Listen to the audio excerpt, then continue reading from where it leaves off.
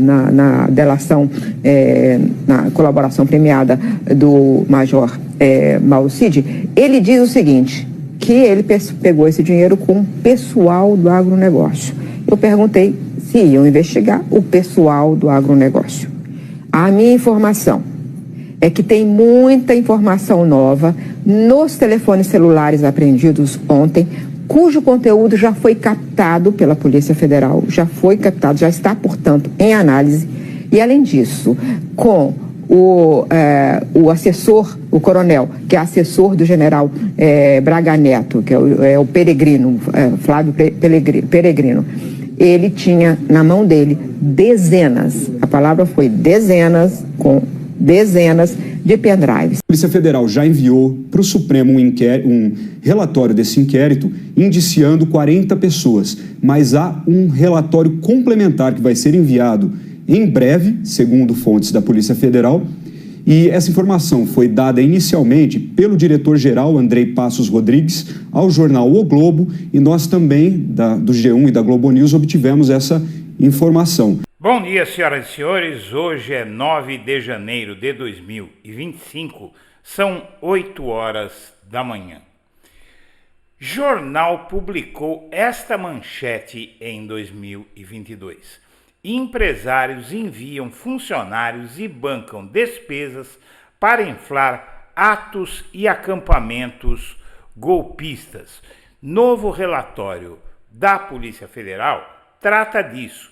Logo após a vitória de Lula em 2022, empregados afirmavam à imprensa, sem dar seus nomes ou mostrar o rosto, que seus patrões estavam pagando gastos com combustível e alimentação dos caminhoneiros golpistas que fechavam as estradas. A Polícia Federal detectou a participação de empresários como possíveis financiadores da estrutura do acampamento golpista montado no Quartel-General do Exército em Brasília, que serviu como base para os atos de depredação do dia 8 de janeiro.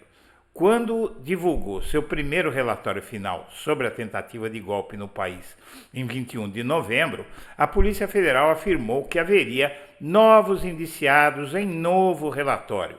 E agora, antes da denúncia da Polícia Federal, esse relatório vem à tona e é uma bomba. Antes de prosseguir, eu quero pedir a você que acompanha o blog da Cidadania que se inscreva no canal, deixe seu like e compartilhe esse vídeo. 8 de janeiro. Passados 2 anos dos ataques golpistas, o STF mira os financiadores dos atos golpistas. A PGR denunciou 63 pessoas por terem viabilizado o transporte de manifestantes para Brasília, mas o entendimento na Polícia Federal é que foram pegos os bagrinhos. E os grandes financiadores, aqueles que movimentaram tudo isso, está ainda oculto porque envolve nomes de gente poderosa e influente. Grandes produtores do agronegócio, banqueiros e grandes empresários da indústria também participaram, e também do varejo, do comércio varejista de grande porte, financiaram também essa tentativa de golpe. Essa talvez seja a parte mais sensível de todo o trabalho da Polícia Federal, mexer com os donos do dinheiro. O inquérito do golpe deve fazer novo relatório e indiciar suspeitos que ainda não haviam sido identificados. O documento complementar deve conter a lista de pessoas que exerceram papéis e que estavam protegidas porque tinham técnicas e instrumentos para se manter fora do foco. Aqui você vê uma reportagem de 2022. Empresários enviam funcionários e bancam despesas para inflar atos democráticos. Empregados afirmam reservadamente que patrões pagam gastos com combustível e alimentação. Dizia a matéria, isso em 2022, 9 de novembro, pouco depois da vitória do Lula, cerca de quase menos de 10 dias depois da vitória do Lula. Empresários de diferentes estados bancaram o envio de caminhões para engrossar o protesto antidemocrático em frente ao quartel-general do Exército em Brasília, onde apoiadores do presidente Jair Bolsonaro pedem intervenção das Forças Armadas contra o resultado das eleições.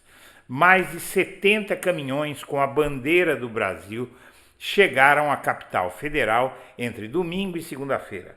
Motoristas relataram à reportagem que 23 deles saíram juntos de Água Boa, no Mato Grosso, numa ação organizada por empresários do município.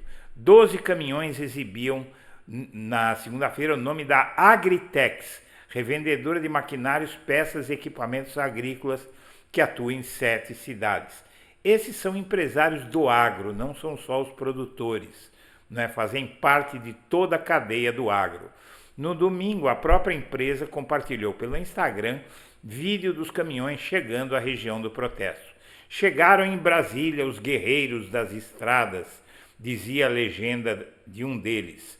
Time Agritex marcando presença em Brasília, orgulho em fazer parte dessa empresa, afirmava o outro. O agro mostrando a sua força e importância, eles se gabavam do papel do agro na tentativa de golpe. Outros 7 veículos estacionados perto do quartel-general na segunda mostravam o logo do grupo Comelli de Rio Verde, em Goiás. Segundo o site, a empresa especializada em processamento de biomassa atua também em Minas Gerais e Mato Grosso. Em seu perfil no Instagram, o grupo compartilhou uma foto de 5 caminhões lado a lado com a bandeira do Brasil e a localização do quartel-general do Exército. Orgulho de ser brasileiro, dizia a legenda. Os caminhões que ajudam a inflar o ato de Brasília estavam estacionados em em 2022 em fila perto do acampamento montado na região. O trânsito na rua foi interditado pelo Exército. As placas indicam que os veículos saíram de ao menos 4 estados: Mato Grosso, Goiás, Bahia e Santa Catarina. Caminhoneiros afirmaram reservadamente que vieram à capital federal por decisões dos patrões e foram orientados a permanecer na cidade até segunda ordem.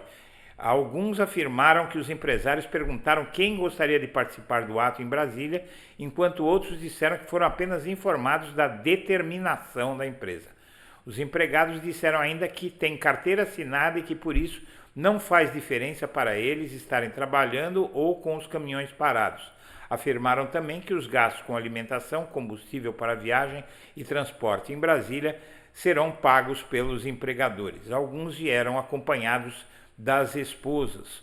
Funcionários de uma das empresas disseram que o patrão autorizou o grupo a ajudar financeiramente outros manifestantes acampados. O jornal Folha de São Paulo identificou na época 2 grandes barracas de alimentação, servindo almoço gratuitamente para os caminhoneiros. Em uma delas havia churrasco. A reportagem não conseguiu contato com a Agritex. A empresa foi procurada por telefone, mas ninguém atendeu. O jornal também mandou e-mail, mas não houve resposta. O grupo Comelli afirmou por telefone que não iria se pronunciar. Na terça-feira de novembro de 2022, procuradores gerais da Justiça dos Ministérios Públicos de São Paulo, Santa Catarina e Espírito Santo informaram ao ministro do Supremo Tribunal Federal, Alexandre de Moraes, que os atos antidemocráticos em curso são chefiados e organizados por empresários. Segundo eles, os integrantes fazem parte de uma grande organização criminosa com funções pré-definidas e atuação interestadual. Um dos objetivos do Ministério Público é mapear o fluxo financeiro que está bancando os bloqueios nas estradas e rodovias. Veja, minha amiga, meu amigo, isso aqui é uma bomba atômica, é a maior investigação de todo esse processo, porque vai mexer com os donos de dinheiro. E se você pensa que é só o agro, não é. Olha isso. Bolsa ganha fôlego extra com Bolsonaro encostando em Lula nas pesquisas. Matéria de 20 de outubro de 2022, a cerca de 10 dias da eleição. Referência do mercado acionário brasileiro, Ibovespa voltou a superar os 117 mil pontos após o Datafolha.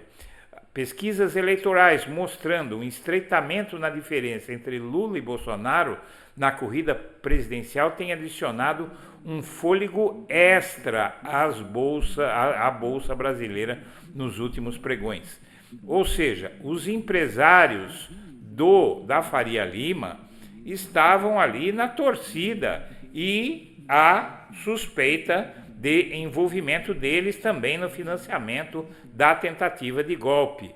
A Polícia Federal identificou empresários que bancaram os gastos do acampamento do QG em Brasília, de onde saiu a marcha que quebrou as sedes dos três poderes no 8 de janeiro de 2023. A Polícia Federal detectou a participação de empresários como possíveis financiadores da estrutura do acampamento golpista montado no Quartel-General do Exército em Brasília, que serviu como base para os atos de depredação do dia 8 de janeiro.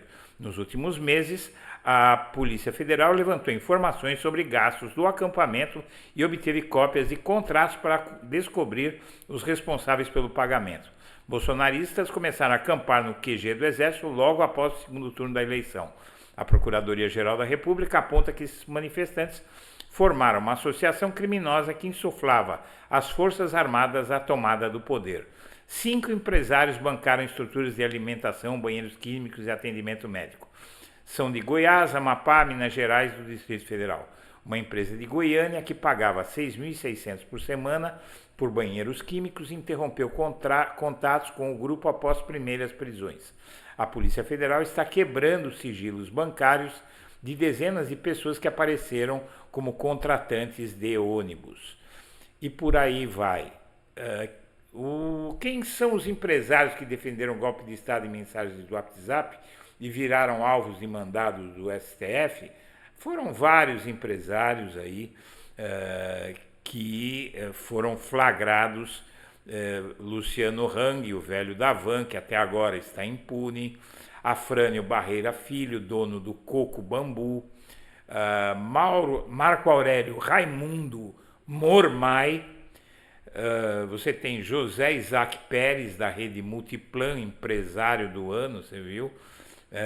Maier Joseph Negri, da empresa Tecnisa, Ivan Robel, da W3 Engenharia, Luiz André Tissot, do Grupo Sierra, e por aí vai, né? São vários. Empresários bolsonaristas defenderam o golpe de Estado caso Lula fosse eleito, e são esses empresários aí. Tem mais, o Moraes criticou, agora que não está brincando, a inércia do Exército a permitir o acampamento golpista. Também deve vir no relatório mais militares nessa história toda. O fato é que o Mauro Cid já tinha denunciado isso. E esse relatório da PF ele se concentra não só no que disse o Mauro Cid, como também na quantidade de material, de pendrives, computadores, uma quantidade enorme, escondida em um armário, num fundo falso, na casa de Flávio Peregrino, assessor de Braga Neto, no dia em que o Braga Neto foi preso. Muito bem. O diretor-geral da PF apresentou um relatório, deu uma entrevista falando sobre o relatório complementar que vai sair, e ele é muito claro no que ele diz, não é? O fato é que há uma série de executores dos atos do 8 de janeiro presos e mentores intelectuais também foram identificados. O que falta para a Polícia Federal chegar aos financiadores?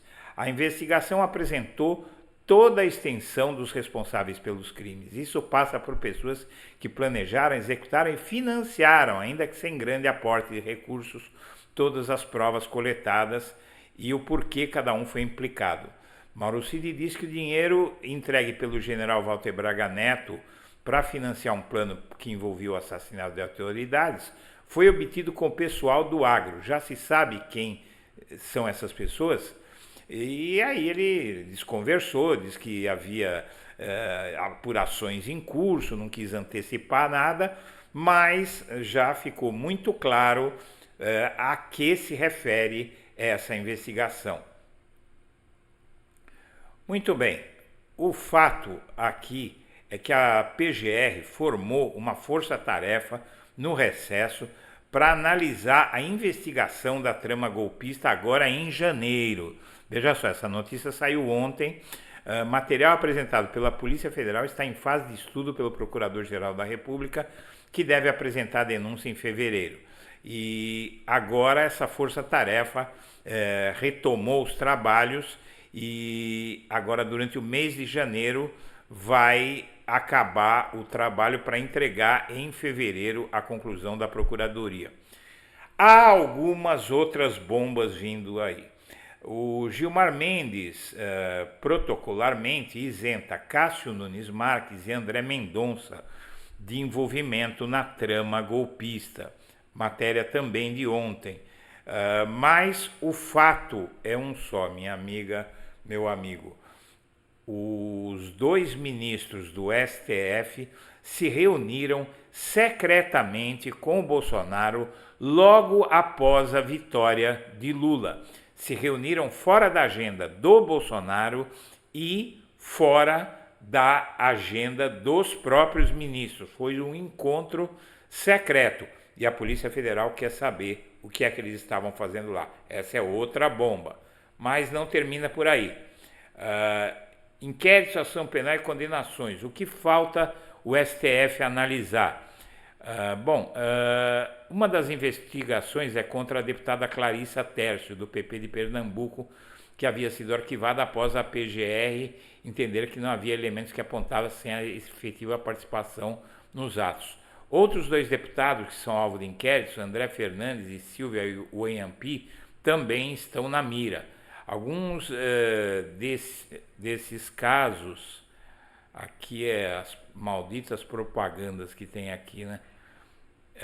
Além desses casos, há 4 inquéritos em tramitação na Corte ligados ao 8 de janeiro, divididos em núcleos de financiadores, incitadores e executores.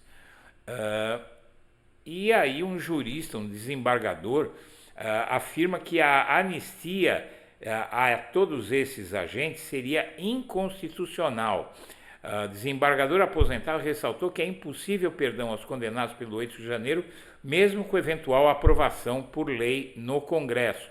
O que ele diz é basicamente, para terminar aqui, é basicamente o seguinte: a lei não permite esse tipo de anistia para quem comete esse tipo de crime. Basicamente é isso. Senhoras e senhores, eu agradeço a atenção e deixo meu abraço para todo mundo.